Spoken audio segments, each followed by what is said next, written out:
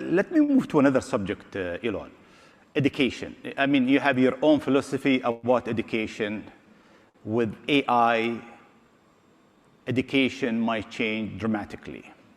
Can you tell us briefly about your philosophy of education? And number two, do we need 12 years of schooling and 4 years of university? Well, with respect to education, I think in general, some things that we could do to make it more compelling would be to explain to children why we are teaching a particular subject. The human mind has evolved to really forget anything that it deems unimportant. So, in fact, human memory is really quite bad relative to, say, the memory of your phone. Your phone can remember the entire contents of an encyclopedia down to the last letter and pixel. But human memory is terrible by comparison.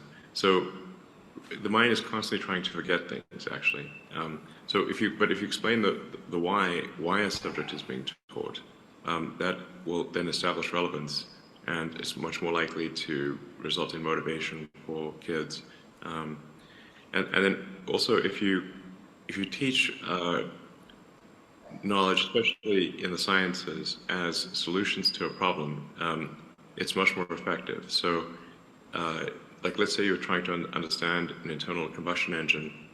Well, it's actually better to sort of take that apart and then say, okay, well, what tools do we need to use to take it apart? We need a wrench and screwdriver and various other things to take it apart. Well, then you understand that the reason for the tools.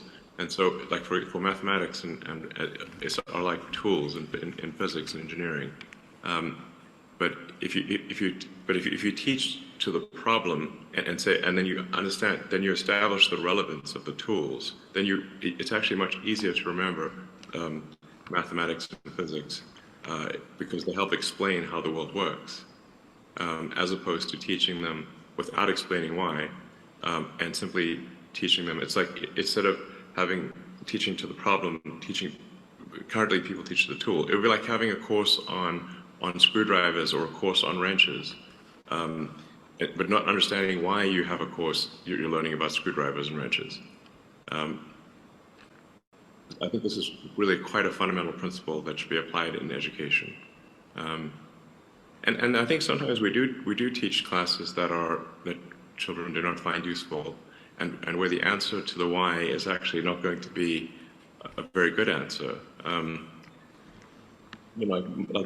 Most people, I think, do not find advanced mathematics useful and are unlikely to find it useful in their life. Or the elements that they do find useful can be taught very quickly as general principles.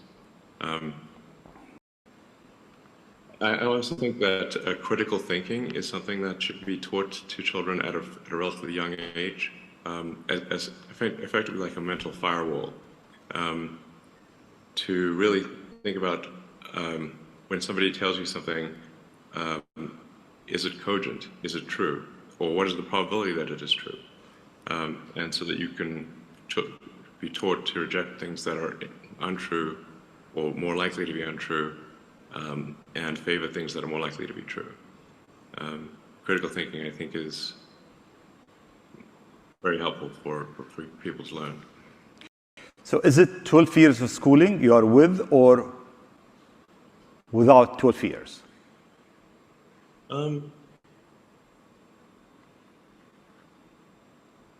years is a long time, I suppose.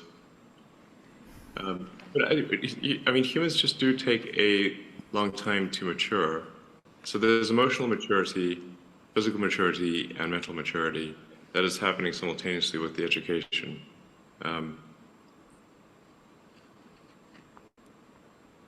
I suppose it could be done in 10 years.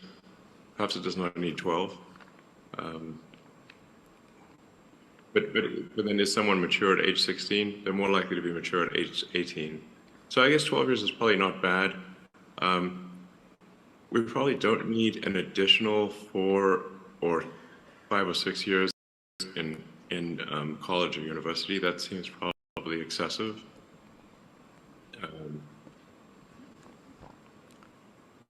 I think we'll probably shave a few years off and be fine. Right. Okay. Kids will love it, by the way. Yeah. But